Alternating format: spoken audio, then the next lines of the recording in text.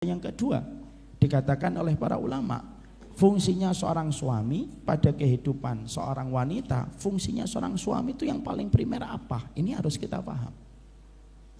Jadi kedudukan seorang suami kalau dia sudah menikah seorang wanita itu posisinya untuk apa? Fungsi yang paling primer. Banyak perempuan, banyak wanita yang kurang memahami dan kurang mengerti apa tugas primernya seorang laki-laki dalam kehidupan seorang wanita. Maka para ulama itu menjelaskan, nanti dicek di semua kitab Ibu. Tugasnya utama seorang laki-laki dalam kehidupan seorang wanita itu adalah bagaimana dia menjadi hijab. Dia menjadi sutroh bagi kehidupan seorang wanita dari api neraka. Sejelek apapun kondisinya. Karena apa? Karena sesungguhnya setiap perempuan kalau dia mendapatkan seorang suami, maka tidak ada hisab yang akan ditujukan kepadanya kecuali hisab itu akan ditanyakan terlebih dahulu kepada suaminya untuk menjelaskan kepada kita tentang fungsi suami itu sutroh, Bu, bagi kehidupan seorang wanita. Jadi sutrohnya ibu itu ya suami, dan itu menunjukkan kedudukan besar. Tahu sutroh? Sutroh itu pembatas, Bu, pembatas, sutroh, hijab. Kayak di belakang ini sutroh namanya. Maka suami itu sutroh.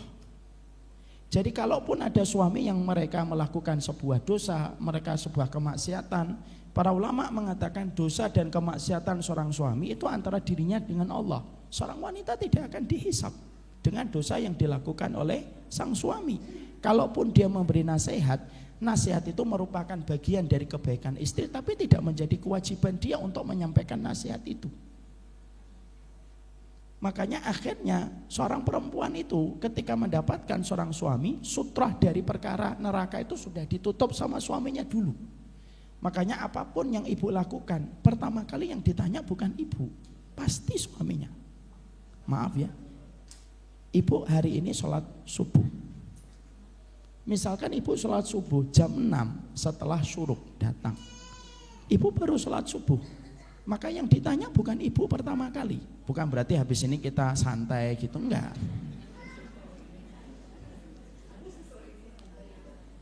Jangan kemudian ini menjadi rencana balas dendam sama suami. Biarlah saya enggak ibadah. Tapi kita kembali sama contoh.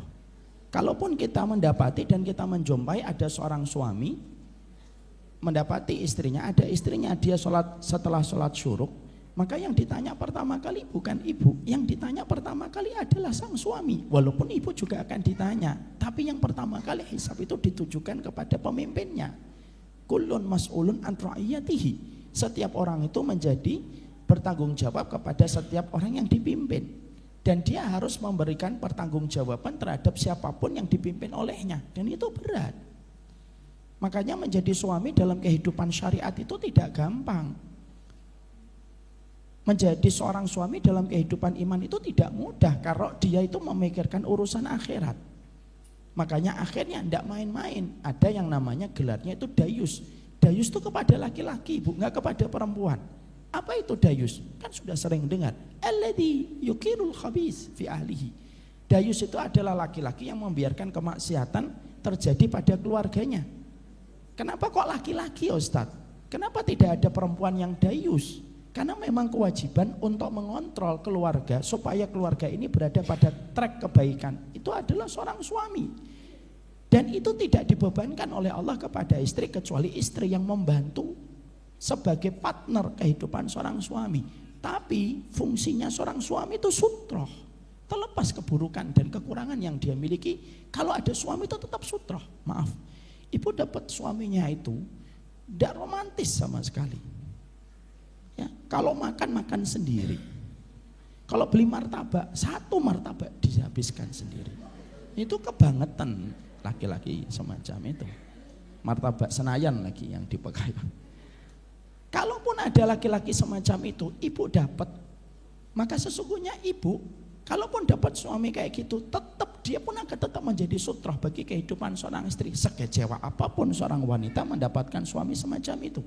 Dan itulah beratnya. Tapi ibu harus paham supaya ibu memiliki alasan kenapa kita diperintahkan berbuat baik. Saya ambilkan contoh. Di antara ibu ada yang hari ini puasa. Kalau ibu tadi puasa, sahurnya kan beda-beda. Ada yang sahurnya mungkin pakai rendang, ada yang sahurnya pakai dadar, ada yang sahurnya pakai madu. Apapun sahur yang ibu konsumsi pagi hari tadi, maaf ya, yang ditanya pertama kali oleh Allah tentang apa yang ibu makan hari ini, pagi ini, yang Allah tanya itu bukan istri dulu, tapi suaminya. Suami akan ditanya, Umar Mita, iya, 2 Dzulhijjah istrimu makan apa? Pagi makan apa ya tadi ya? Makan rendang. Yang ditanya pertama kali sang suami. Ibu pakai pakaian apa? Yang ditanya pertama kali adalah seorang suami. Bahkan ibu datang ke sini memakai mobil itu yang membelikan sang suami, ataupun ibu yang membelikan sendiri, tapi setelah pernikahan, maka tidaklah mobil itu berjalan, bensinnya kemana, habis kemana, kecuali yang ditanya siapa? Suami. Karena apa? Fungsinya suami itu sutroh, lepas apapun kekurangan dan kewajiban dia. Maka itu merupakan sutroh dalam kehidupan mereka.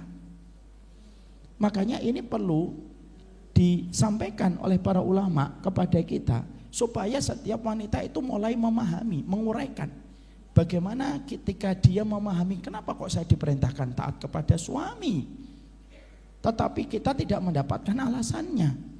Banyak orang menerangkan kamu wajib taat kepada suami, tapi tidak diterangkan why-nya. Kenapa kita harus taat kepada suami? Karena pengorbanan yang dia berikan kepada seorang suami itu bukan hanya masalah kerja. Dia kerja, Bu, dia mencari nafkah. Banyak suami yang saya kenal, mereka tidak nyaman di satu pekerjaan kantornya. Lalu cerita ada yang meneteskan air mata demi Allah. Lalu ketika saya memberikan saran, ya sudah Pak, keluar aja kantor. Gimana istri saya dan anak-anak saya, Ustaz? Bukan hanya itu, tapi yang paling besar itu adalah bagaimana dia bertanggung jawab kepada Allah ketika dia sudah menghalalkan, ketika dia sudah mendapatkan kehalalan untuk menikmati keluarganya, baik dia mendapatkan pada istrinya, pada anak-anaknya, maka dia yang bertanggung jawab, dan itu sutroh, dan itu berat, tidak gampang. Dan itu merupakan sebuah kepastian yang sejatinya sudah diterangkan para ulama terdahulu. Makanya dari perkataan poin yang kedua, kita tidak bisa membenarkan kalau ada orang yang mengatakan begini. Maaf, ini pro dan kontra, silahkan. Nanti kalau ada tanya jawab, mau kontra, silahkan kontra.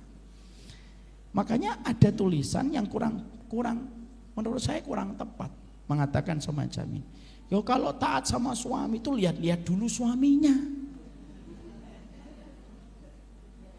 Ini yang ketawa-ketawa ini jangan-jangan yang nulis ini.